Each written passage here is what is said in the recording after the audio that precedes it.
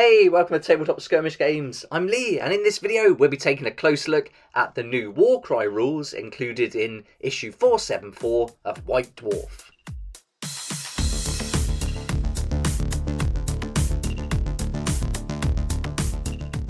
You may have already seen the review video I did for the March issue of White Dwarf, issue 474, but in this video we're going to take a close look at the Boiling Point Warcry article, go through the cards included for the Auric Flamekeeper and Acalian Thrallmaster, and then have a look at the rules that are included for each of those factions. The fighter cards and abilities were included as print in the article, but they also had some pop-out cards in the issue as well, so that's a real good bonus.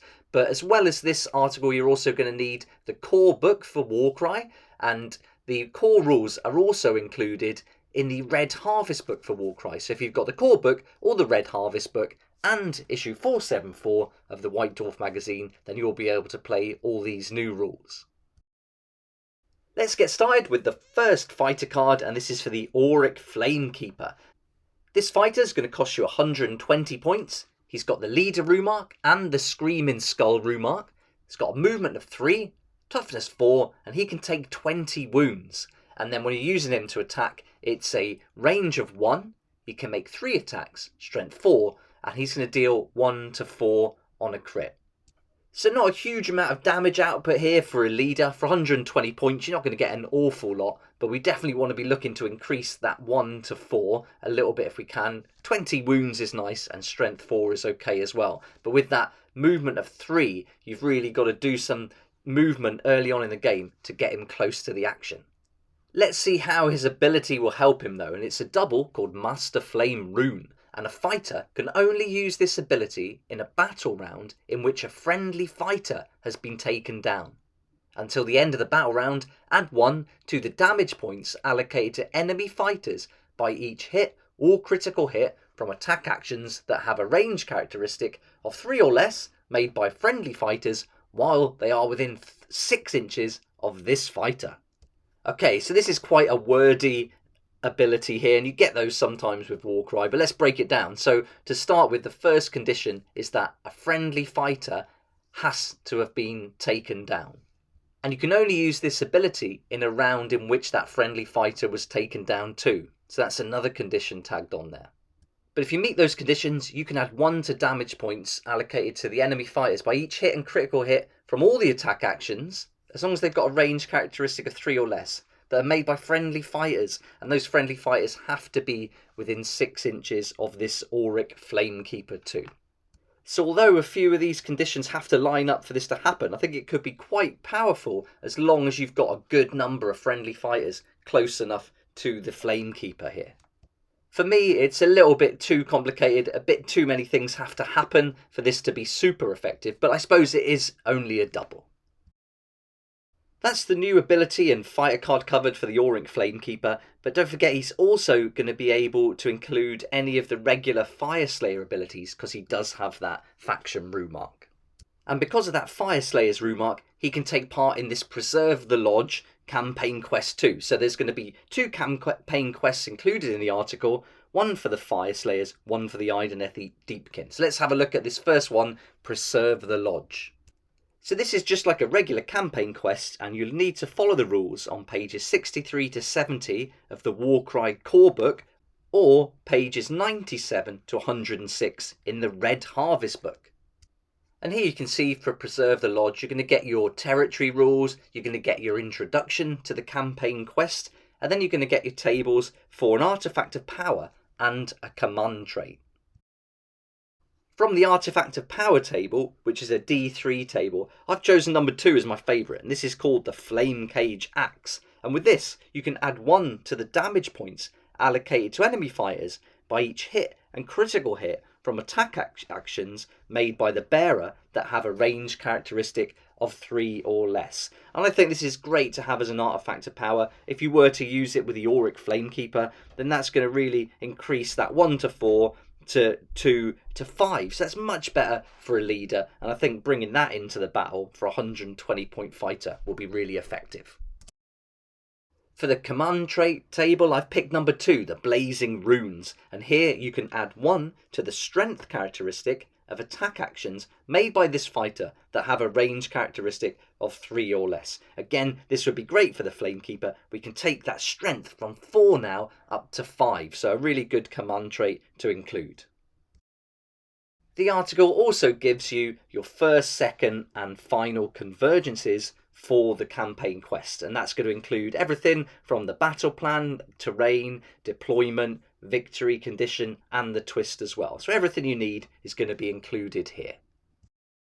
And that just leaves the spoils of victory, and now you're going to get the conclusion for each of the campaigns. So this ties into the narrative, and this is a nice way to wrap everything up once you've played the campaign. And then you've got an artifact of power called Magar's Fanged Warpick, and you'll be able to add 2 to the strength characteristic of attack actions made by the bearer that have a range characteristic of 3 or less. So another great one for our Flamekeeper to have. Now we're on to the Idoneth Deep Kin, and time to take a look at the Acalian Thrallmaster. So here you can see this guy's a little bit higher in points value. It's 160 points. We've got the leader rune mark and the sentient rune mark, and he's also got the Idoneth Deep Kin faction rune mark, so he can use those abilities too alongside this new one, which we'll see in a second. For the weapon, it's a range of 2. We can make 4 attacks, strength 4, and he's going to deal 2 to 5 points of damage. So this is much better. I like those 4 attacks, strength 4 is good, and he's certainly putting the damage out at a nice range too as well. He's got a good 5 movement, so he's going to get around the board a little bit quicker than our Flamekeeper, but he's not as tough, so toughness 3, and he can't take as many wounds. That's 18 wounds altogether. Let's have a look at the ability, and this is a triple called Way of the Depths. Until the end of the battle round, add 1 to the strength characteristic of attack actions that have a range characteristic of 3 or less, made by this fighter and by visible friendly fighters that have the Idoneth Deep Kin rune mark and either the Agile or Minion rune mark, and they have to be within 6 inches of this fighter. Another wordy ability here, and so let's break it down. So it's just for the battle round, as we would expect. We can add 1 to strength characteristics. So this guy's got the range characteristic of 3 or less, so his strength's going to go from 4 to 5. And then also by visible friendly fighters who are within 6 inches of him, and they have to have those rune marks as stated there. So a good one for him to use, but you really want to be visible with some other friendly fighters with those rune marks, the Agile or Minion rune mark, to really get the most out of this triple. Now we're on to the campaign quest here, and this is called Ripe for the Harvest. So this is an Idoneth Deep Kin, and you don't have to use it with the Acalian Thrallmaster. You can use it with any warband from the Idoneth Deep Kin, and it's going to give you everything just like we've seen previously. You're going to get the introduction, the territory rules, the artifact of power, and command trait tables. I've picked out number 3 from the artifact of power, and this is the Spinal Sickle. And each time an enemy fighter is taken down by an attack action made by the bearer that has a range characteristic of 3 or less, you roll a dice, and then you can remove up to that number of damage points allocated to the bearer. So I thought this would be nice for our Thrallmaster. He's got 18 wounds. If we can recoup some of those, that's really going to make him a lot tougher to beat. From the command trait table, I like number 1, the Weapon Master. And when this fighter makes an attack action with a range characteristic of 3 or less, before the hit roll, you pick one of these options. You can either add 1 to the attack's characteristic of that attack action, or you can add 1 to the strength characteristic of that attack action. So I really liked having those 2 options there that you can change each time you use it. So a really nice command trait, and I think this will be pretty useful with the Thrallmaster. As before, we've got our first, second and final convergences with everything we need to play the game, and then we've got the campaign outcome at the bottom of the final convergence.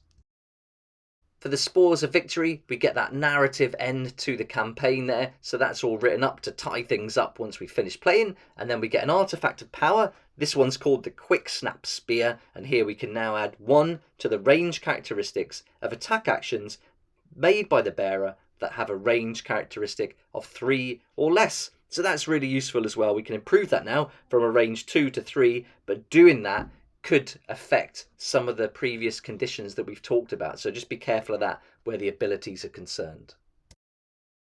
There we go, that's all the information included in that Boiling Point article from issue 474 of the White Dwarf magazine, and I hope this has been helpful to you, giving you a good idea about what's included. And if you're not able to get hold of it, perhaps you can just pause the screen and get all the information you need to be able to play it in your game.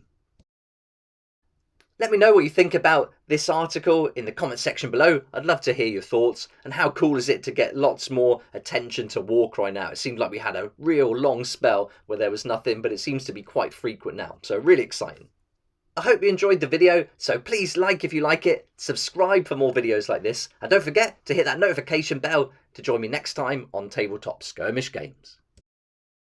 I'd like to say a huge thank you to my Patreon supporters who make these daily videos possible, and if you're interested in joining the community, it'd be awesome to see you there, and I'll put a link for that in the description down below.